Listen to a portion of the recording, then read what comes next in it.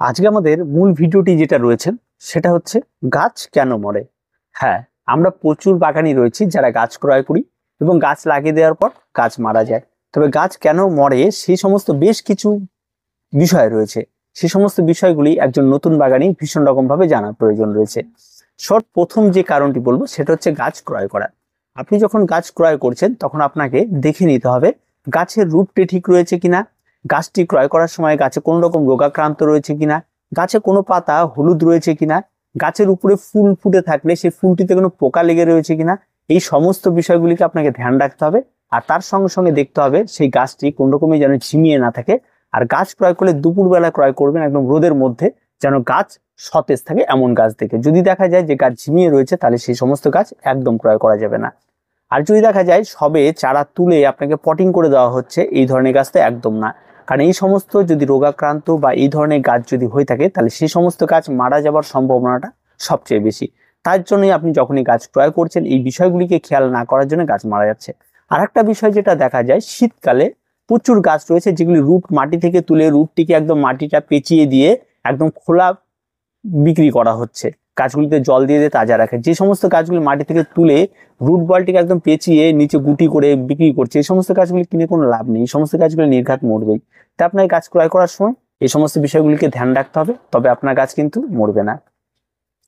গাছ মারা যাওয়ার 2 নম্বর কারণ মাটি। আপনি যখন মাটি প্রস্তুত করছেন তখন আপনাকে ঠিক করতে হবে যে আপনি যে গাছটিকে লাগাবেন সেই গাছটি যেন আজকে ক্রয় করে এনেছি এবং আজকে মাটি প্রস্তুত করে লাগিয়ে দেবো, তাহলে গাছটি মরার চান্সেস 50%। তার জন্য আপনাকে যেটা করতে হবে, আপনি যেই মাটিতে আপনি গাছটিকে লাগাবেন সেই মাটিটি আগে আপনাকে প্রস্তুত করে রাখতে হবে এবং সেই মাটিতে ভার্মি কম্পোস্ট, হাড় গুঁড়ো, শিংকুচি, সেই সমস্ত খাবারগুলি দিয়ে রাখতে হবে। দিয়ে আপনি টবটিকে ভর্তি করে টবে জল দিয়ে অন্তত আপনি সেটাকে 2 দিন রেখে দিন, সবচেয়ে কম। আপনি এটাকে যদি 7 দিন করেন তাহলে আরো ভালো হয়। তার জন্য আমরা সবসময় বলি গাছ ক্রয় করার আগে একটা আপনি মাটি প্রস্তুত করুন, মাটি প্রস্তুত করে তারপর গাছ ক্রয় করতে যান। এটা একটা কাজ করুন। হলো, এবার মাটি প্রস্তুত করার পরেই আপনাকে যে গাছটিকে লাগিয়ে দিতে হবে 7 দিন পর। গাছের চারা তৈরি করলেন, যেদিন গাছ ক্রয় করলেন সেদিন আপনি মাটি প্রস্তুত করলেন, সেদিন আপনি গাছটিকে লাগাবেন না। গাছকে রেস্টে রাখুন, চারাটিকে রেস্টে রাখুন আপনার ছাদ বাগানে এবং মাটিগুলিকে রেস্টে রাখুন ঠিক ম্যাক্সিমাম 7 দিন। তারপর সর্বনিম্ন 2 দিন। এই 2 থেকে 7 দিনের মাথায় আপনি এই গাছটিকে লাগাতে পারবেন আপনার যেদিন ইচ্ছা। মাটি তৈরির সময় অবশ্যই মাটির মধ্যে থাকা বিভিন্ন ধরনের ফাঙ্গাল থাকে, এই ফাঙ্গালগুলিকে মারার জন্য অবশ্যই আপনাকে কিন্তু ওই জল যখন আপনি ব্যবহার করবেন, গাছের মাটিতে জল দেবেন বা গাছের লাগানোর পর জল দেবেন, তখন অ্যান্টি ফাঙ্গালগুলো জল দিয়ে দেবেন, তাহলে গাছ মরবে না। অন্যথায় কিন্তু গাছ লাগিয়ে দিলে কিছু গাছ কিন্তু মারা যেতে পারে। তাই এটা কিন্তু অবশ্যই আপনাকে খেয়াল রাখতে হবে। 3 নম্বর যে পয়েন্টটি রয়েছে সেটা হচ্ছে গাছের রুট বল ভেঙে দেওয়া। আপনি যখন কোনো একটা গাছ ক্রয় করছেন তখন সেই গাছটিকে আপনি যখন টবে লাগাতে যাচ্ছেন অনেকের অনেক মতামত শুনবেন। আপনি হয়তো জানেন যে একটা গোলাপ গাছ ঘেঁষে বসানো যায় এবং একটা গোলাপ গাছ মাটিতে বসানো যায়। আপনি জানেন কিনা ঘেঁষে যে সমস্ত গোলাপ গাছগুলি বসানো হয় সেই সমস্ত গোলাপ গাছের একেবারে পুরো রুট বলটিকে ঝরিয়ে সেটাকে অ্যান্টিফাঙ্গাল গ্রহণের জলে ভালো করে ধুয়ে নিয়ে ডালপালা কেটে ছেটে একবারে বসিতে হয়। যদি 10টা গোলাপ বসানো হয় অন্তত 2 থেকে 3টে গোলাপ সেখানে নষ্ট হয়। এবং সে যত বড় বাগানই হোক হয়তো আপনাকে বলে একটাও নষ্ট হয় না, এইভাবে করুন, নষ্ট হয়। তা সেখানেও মারা যায়। তবে যদি একজন বাগানি প্রচুর গাছ থেকে থাকে তার 2-1টা মারা গেলে খুব একটা কষ্ট হবে না, কিন্তু যে শুধু লাগাবে 2 থেকে 4টে গাছ তার যদি মারা যায় তাহলে তার ভীষণ কষ্ট হবে। তাই এই কাজটি কখনো করবেন না। তাই আপনারা যারা নর্মাল অ্যাভারেজ বাগানি রয়েছেন তারা ঘেঁষে এই সমস্ত গোলাপ গাছগুলি করার চেষ্টা করবেন। আপনারা নর্মাল মাটিতে করুন এবং রুট বলটিকে না ভেঙে আপনার নর্মাল রুট বল সহই আপনার গাছকে লাগিয়ে দিন। অনেকে বলে থাকে যে রুট বলটি প্রচন্ড শক্ত, থাক না শক্ত, আপনার সেই রুট থেকে শক্ত নয়, রুট সেটাকে ঠিক ভাঙবে। একটা সময় আসলে যখন জায়গা পাবে তখন সেটাকে ঠিক ভেঙে দেবে, ভেঙে দিয়ে বাইরের মাটিতে যখন সে রুট বিস্তার করে পরবর্তীতে আপনি রিপোর্টিং করে নেবেন খুব ভালো করে বর্ষাকাল দেখে। ঠিক আছে, এই একটা বিষয়ের উপর কিন্তু অবশ্যই আপনাকে খেয়াল রাখতে হবে। এবার আসি আরেকটি বিষয়, যেটা হচ্ছে আপনার সময়টা গাছ লাগানোর জন্য সবচেয়ে বেশি ইম্পর্টেন্ট। তাই সময়কে কিন্তু অবশ্যই আপনাকে গুরুত্ব দিতে হবে। আপনি যদি একজন বাগানি হয়ে থাকেন আপনি সময়কে হেলাফেলা করছেন তাহলে কিন্তু হবে না। মার্চ মাস থেকে শুরু করে এপ্রিল মে মাস পর্যন্ত প্রচন্ড তীব্র দাবদাহ চলে। এর মধ্যে আপনি গাছ লাগানোর কথা একদম ভাববেন না, রিপোর্ট করার কথা একদম ভাববেন না। তাই এই সমস্ত কিছু না করে এই সময় একটু অপেক্ষা করুন একটা ভালো সময়ে। দেখবেন এই সময়গুলি চলতে চলতে মাঝখানে দেখবেন হঠাৎ একদিন বৃষ্টি হয়ে যাবে, দেখবেন একটু মেঘলা মেঘলা ওয়েদার চলবে, বেশ দেখবেন একটা গ্যাপ দিয়ে দেবে, সেই সময়টার অপেক্ষা করবেন, সেই সময়গুলিতে আপনি গাছ লাগাবেন। আবার যখন বর্ষাকাল চলে আসবে, বেশ বৃষ্টিচ্ছন্ন ওয়েদার, তখন আপনি গাছ লাগান, দেখবেন এই সমস্ত ওয়েদারগুলিতে গাছ নষ্ট হওয়ার প্রবণতাটা অনেকটা কম। অন্যথায় যে কড়া ওয়েদার থাকে সেগুলি কিন্তু গাছ মারা যায়। এবার সেই রিপোর্ট করতে গিয়ে প্রচুর গাছ মারা যায়। আমরা প্রচুর বাগানে ভিডিও দেখি যে রিপোর্ট করার সময় সাইড থেকে রুট প্রচুর হারে ছাড়ছে। এই রুটগুলি ছেটে দেওয়ার ফলে কি হচ্ছে, অনেক গাছের প্রচুর পরিমাণে রুট ছাড়তে যাচ্ছে, পরবর্তী দেখা যায় সেই রুটগুলি আর নতুন করে ডেভেলপ হয় না, ফলে গাছ মারা যায়। একটা কথা মাথায় রাখবেন, যে সমস্ত গাছগুলিকে আপনারা বের করেন বাইরে, যে সাইড দিয়ে যে রুটগুলি থাকে সেই রুটগুলি একদম পুরোপুরিভাবে নতুন রুট, যে রুটগুলি গাছের খাবার শোষণ করছে, যে রুটগুলি প্রত্যেকটা রুট কিন্তু গাছকে ভীষণ রকম ভাবে সহযোগিতা করে। এবার এই রুটগুলিকে যদি আপনি একদম ছেটে দেন পুরোপুরি ভাবে, আর রুট বলটিকে ভেঙে দিয়ে অল্প একটু রুট রাখেন, সেখান থেকে আবার গাছটাকে বসিয়ে দেন, সেই গাছটি হবে। সেই গাছটি হতে গেলে কিন্তু আবার গাছটাকে সেই মাটিতে বসতে হবে, অনেক রুট ছাড়বে ধীরে ধীরে, তারপরে সেই গাছটি মাটি থেকে খাবার নেবে, সেটা বড় হবে, অনেকটা সময় সাপেক্ষ ব্যাপার। আর সেই সময়ের মধ্যে যদি কোনো কারণবশত মাটিতে যদি কোনো গাছের নিমাটোল থাকে বা কোনো রকম ফাঙ্গাল থাকে, তাহলে সেই গাছ কিন্তু সেই সময়, বা উপরে যদি কোনো রকম রোগাক্রান্ত হয় তার মধ্যে কিন্তু সেই সময় গাছ চট করে খাবার নিয়ে তার ইমিউনিটি পাওয়ারটাকে বাড়িয়ে নেবে, তেমনটা কিন্তু থাকে না। সেই সময় কিন্তু গাছের ইমিউনিটি পাওয়ার অনেক কমে যায়, তাই সেই সমস্ত গাছগুলি কিন্তু মারা যাওয়ার সম্ভাবনাটা অনেকটা বেড়ে যায়। তাই যখন রিপোর্ট করছেনই, আপনি তো সবসময়ের জন্য এক সাইজ বড় মাপের টবে নিচ্ছেন, তাই রুট বলে আঘাত করার কোনো প্রয়োজন নেই, রুটগুলিতে আঘাত করার কোনো প্রয়োজন নেই। সেই রুটগুলি সবাই আপনি বসিয়ে দিন, কি আছে, কোনো অসুবিধা নেই। একদম সিম্পল ভাবে বাগান করার চেষ্টা করুন। সেগুলিকে রিস্ক কেন নেবেন? সেই রিস্ক নিতে গেলে কিন্তু আপনার অনেক গাছ কাটতে পারে। তাই আপনি একজন নতুন বাগানি হলে একদম সেই সমস্ত রিস্ক নেওয়ার দরকার নেই। আপনি বুঝবেন, যখন আপনি গাছ কাটবেন ধীরে ধীরে বুঝতে পারবেন যে কোন গাছে রুট কাটলে কোন রিস্ক হয় না, কোন গাছে রুট কাটলে রিস্ক হতে পারে, সেটা আপনি তখন বুঝে যাবেন, এবং বুঝে দেখবেন আপনি নিজে থেকে সতর্ক হয়ে যাবেন। তাই এই কাজগুলি থেকে একটু আপনি ভিডিওগুলি দেখে আপনি চট করে এটা করতে গিয়ে আপনার হয়তো ভুল হতে পারে, তাই এটা বিষয়টা অবশ্যই খেয়াল রাখবেন। গাছ মারা যাওয়ার আরেকটি কারণ রয়েছে, সেটা হচ্ছে রোগাক্রান্ত হয়। হ্যাঁ, গাছ রোগাক্রান্ত হয়, সেটা হচ্ছে গাছের উপরের পাতাতে বিভিন্ন ধরনের পোকামাকড়ের আক্রমণ ঘটে, সেটা থেকে হয়। তবে পোকার আক্রমণ ঘটা থেকেও আপনাকে সবসময় যেন গাছকে রক্ষা করতে হবে, আর তার জন্য আপনাকে অবশ্যই নিয়মিত অ্যান্টিফাঙ্গাল এবং পেস্টিসাইড স্প্রে করতে হবে। আর অ্যান্টিফাঙ্গাল পেস্টিসাইডে গাছ না মরলেও ফাঙ্গালে গাছ মরে, তাই ফাঙ্গালটাকে ঠিকমতো নিয়মিতভাবে স্প্রে আপনাকে করতে হবে।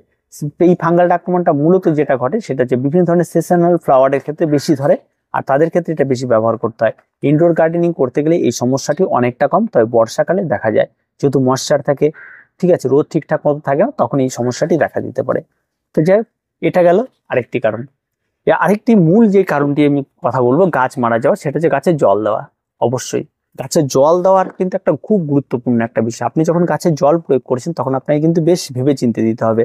এই গাছের জলই কিন্তু গাছকে বাঁচিয়ে রাখে, আবার এই গাছের জলই কিন্তু গাছকে মেরে ফেলে।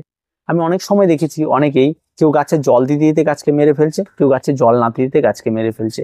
তাই আপনাদের ঠিক করতে হবে যে আপনাদের গাছে জল দেওয়াটা বুঝে শুনে দিতে হবে। টবের মাটি ভেজা থাকলে গাছে জল প্রয়োগ করবেন না, টবের মাটি শুকিয়ে গেলে গাছে জল প্রয়োগ করুন। এই নিয়মে গাছে জল প্রয়োগ করুন, তাহলে দেখুন খুব সুন্দর হবে। তবে হ্যাঁ, জল কিন্তু ক্যাকটাস, স্যাকুলেন্ট, অর্কিড এই সমস্ত গাছে কিন্তু জল খুব একটা বেশি লাগে না। যেমন অর্কিডে স্প্রে করলেই যথেষ্ট, কড়া দিন দেখে আপনি স্প্রে করুন, তাই বর্ষাকালে স্প্রে করার কোনো প্রয়োজন নেই। আবার আপনি যদি ক্যাকটাস বা কোনো কিছু করেন তাহলে সেগুলিতেও ঠিক থাকে, 7 দিনে একদিন একটু জল দিয়ে দিন, তাতেই যথেষ্ট। তো এই ছোট্ট কাজটি আপনাকে করতে হবে। আরেকটা বিষয় থাকে গাছ মারা যাওয়া, সেটা হচ্ছে ফার্টিলাইজার। আমরা অনেক সময় দেখি আমাদের গাছে গ্রোথ হচ্ছে না, ফার্টিলাইজার ব্যবহার করলাম, ঠিক তার 2 দিন বা 3 দিন পর আরেকটা আমি ভিডিও দেখলাম যে না, গাছে এই খাবারটি না ওই খাবারটি দিলে গাছ খুব তাড়াতাড়ি বাড়ে, একদম খাবার দেওয়ার সঙ্গে সঙ্গে 3 গুণ 4 গুণ ধাঁধাই করে বাড়বে। আমরা আবার সেটা প্রয়োগ করলাম, প্রয়োগ করার পর হঠাৎ করে একদিন জানতে পারি যে না, এই খাবারটি না, এর থেকেও ভালো খাবার হচ্ছে তরল একটা খাবার, আমি সেটাও প্রয়োগ করলাম। পরে কি হয়, এই গাছগুলি এতগুলি খাবার একসঙ্গে প্রয়োগ করার পরে গাছের মৃত্যু ঘটে, আপনি তার কারণও খুঁজে পাবেন না। তাই আপনি গাছ যখন করছেন, ফার্টিলাইজার ব্যবহারের ক্ষেত্রে এটা খুব গুরুত্বপূর্ণ একটা বিষয়, সেটা আপনাকে ভালো করে বুঝতে হবে। আপনি যে কোনো গাছে ফার্টিলাইজার ব্যবহার করতে পারেন, তবে সবসময় চেষ্টা করবেন রাসায়নিক ব্যবহার না করে আপনি জৈব ব্যবহার করুন। আর রাসায়নিক সার যদি ব্যবহার করতে হয় তাহলে আপনি এনপিকে 20-20-20, এনপিকে 12-61-0 গাছের পাতায় স্প্রে করুন। আপনার গাছ নষ্ট হবে না, গাছ মারা যাবে না, এটা কিন্তু খুব ভালো একটা। আর গাছের গোড়ায় ব্যবহার করলে কিন্তু কম বা বেশি পরিমাণে কিন্তু গাছ মারা যেতে পারে। আর জৈব খাবারে সেই রিস্কটা একেবারেই থাকে না। তবে জৈব খাবারেও গাছ মারা যায় যদি অতিরিক্ত মাত্রা আপনি বারবার প্রয়োগ করতে থাকেন, তাহলে গাছের গোড়ায় এই সমস্ত খাবারগুলো অতিরিক্ত জল ধরে এবং পচবে, তারপরে খাবারে পরিণত হবে। এর মাঝখানে যদি কোনো কারণে ফাঙ্গালের বসবাস তৈরি হয়ে যায়, তাহলে গাছের রুটটা কিন্তু নষ্ট হয়ে যায়। এই কারণে কিন্তু গাছ মারা যেতে পারে। তাই সবসময় যেন ফার্টিলাইজারটা আপনাকে বুঝে শুনে ব্যবহার করতে হবে। অনেক সময় রয়েছে সবজি পচা জল বা খোল জল, সেই সমস্ত কিছু ব্যবহার করলেও কিন্তু গাছ মারা যায়। তাই সেই সমস্ত কিছু ব্যবহারের ক্ষেত্রেও আপনাকে বুঝে শুনে ব্যবহার করতে হবে, সবকিছু পাতলা করে ব্যবহার করতে হবে। দিন খারাপ বা বৃষ্টির দিন গাছের গোড়া ভিজে রয়েছে, সেরকম সময় কিন্তু কোনো রকমের তরল সার প্রয়োগ করতে হয় না। তরল সার প্রয়োগ করার মূল যেটা রুল, সেটা হচ্ছে গাছের গোড়া একেবারে শুকিয়ে যাবে তারপরে। তাই এই বিষয়গুলিকে আপনাকে অবশ্যই মেনে চলতে হবে। পরবর্তীতে যে বিষয়টি রয়েছে সেটা খুব গুরুত্বপূর্ণ আরেকটি বিষয় রয়েছে, সেটা হচ্ছে গাছের টব। অবশ্যই টবটাকে আপনাকে খেয়াল রাখতে হবে। আপনি যখন কোনো একটা গাছে জল দিচ্ছেন, তখন দেখছেন যে টবের ভেতরে আর আটছে না গাছটা, তারপর আপনি জল দিয়ে যাচ্ছেন, বা টবের নিচের আপনি ছিদ্রটি করেননি, আপনি জল দিয়ে যাচ্ছেন। তাই গাছ যখন বসাবেন টবের নিচের ছিদ্রটা ঠিকঠাক আছে কিনা সেটা খুব ভালো করে দেখে নিতে হবে। আপনি যে মাটিটি ব্যবহার করি সেই মাটিটি ওয়েল ড্রেনেজ কিনা সেই বিষয়টা খেয়াল রাখতে হবে। সবসময় যেন আমরা মাটি প্রস্তুতির জন্য 50% মাটি, 20% কম্পোস্ট, 30% কম্পোস্ট, 20% বাড়ি কেন বলি, কারণ মাটিটা ওয়েল ড্রেনেজ রাখতে হবে। মাটিটা হচ্ছে মেন, আর এর সঙ্গে খাবার তো আমরা আলাদা অ্যাড করব। এটা হচ্ছে মেন র ম্যাটেরিয়ালস, এটাকে কিন্তু ঠিকঠাক রাখতে হবে, তাহলে কিন্তু গাছ ভালো থাকবে, গাছ মারা যাওয়ার চান্সটা অনেকটা কম থাকে। আর টবের নিচে ছিদ্র কিন্তু অবশ্যই রাখতে হবে। এবার আপনি যদি এখন কয়েন প্ল্যান্ট করেন তাহলে ছিদ্রর প্রয়োজন নেই, তার তো জলে হবে। পদ্ম করেন, ছিদ্রর প্রয়োজন নেই, জলে হবে। এই সমস্ত গাছগুলি নিয়ে কোনো সমস্যা হবে না। তাই যে গাছগুলিতে এই সমস্যাগুলি রয়েছে তাদের ক্ষেত্রে অবশ্যই আপনার ছিদ্রটা রাখতে হবে। তো এই যে কারণগুলি রয়েছে, এই কারণগুলির জন্য কিন্তু গাছ মারা যায়। গাছ কিন্তু প্রত্যেকটা কারণ আমি বললাম, প্রত্যেকটা কারণ আপনারা প্রত্যেকে জানেন, অথচ এই সমস্ত কারণগুলির বিষয়গুলিতেও আপনারা কিন্তু বারবার করে ডিস্ট্র্যাক্ট হয়ে যায়। আর একটা বাগান করার মধ্যে সবচেয়ে গুরুত্বপূর্ণ যে বিষয়টি রয়েছে, সেটা আপনি যখন বাগান করছেন আপনাকে নির্দিষ্ট একটা শিডিউল করতে হবে যে আমি গাছে প্রতি মাসে এটা খাবার দেব, প্রতি মাসে আমি সপ্তাহে বা একদিন এটা স্প্রে করবো, একদিন এটা স্প্রে করবো, একদিন এটা করবো, আর নিয়মিত এইভাবে আমি জল দেবো, আর কাটাই ছাটাইগুলো আমি একদিন করবো। এইভাবে আপনাকে একটা শিডিউল করে নিতে হবে। আমি আবারও বলছি, আপনার কাছে 5 মিনিট সময় থাকলে আপনি 5টা টবে গাছ করুন, আপনার কাছে 10 মিনিট সময় থাকলে আপনি 10টা টবে গাছ করুন। আপনি জানেন যে একটা টবের জন্য 1 মিনিট করে সময় বরাদ্দ থাকে, আর 30 মিনিট সময় থাকলে আপনি 30টা টব করুন। এই ব্যাপারগুলিকে আপনি মাথায় রেখে কাজ করুন। আপনার হাতে হয়তো সময় রয়েছে 5 মিনিট, আপনি 50টা টবে গাছ করার চেষ্টা করছেন, সেক্ষেত্রে কিন্তু গাছগুলি অনেকটা অযত্ন হবে, অনেকটা অবহেলা হবে, অনেক কিছু, কোনো গাছে জল বেশি পড়বে, কোনো গাছে জল কম পড়বে, এই সমস্যাগুলি তৈরি হবে। তা আপনি আপনার কিভাবে আপনার গাছগুলি করলে ভালো থাকবে, গাছের প্রতি কিন্তু একটা আপনার টান থাকতে হবে, গাছের প্রতি একটা ভালোবাসা থাকতে হবে, তবেই দেখবেন এইগুলি অটোমেটিক আপনার ভেতরে চলে আসবে। তবে আপনি গাছ করুন, দেখবেন একটি গাছ মারা যাবে না। তো গাছ মারা যাওয়ার অনেকগুলি কারণ বললাম, তার কি সলিউশন রয়েছে সেগুলি আপনাদেরকে জানিয়ে দিলাম। তো এই ছিল আজকের এই ভিডিওটি। তো আজকে এই পর্যন্তই। যদি ভিডিওটি ভালো লেগে থাকে অবশ্যই লাইক, শেয়ার এবং কমেন্ট করুন, আর ভিডিওটিতে অবশ্যই একটা লাইক দিয়ে দেবেন। আর যারা নতুন বাগানে রয়েছেন তাদের আশা করি ভীষণ কাজে লাগবে। তো দেখা হচ্ছে পরবর্তী ভিডিওতে। প্রত্যেকে ভালো থাকবেন, প্রত্যেকে সুস্থ থাকবেন, আর চ্যানেলটিকে অবশ্যই সাবস্ক্রাইব করে রাখবেন।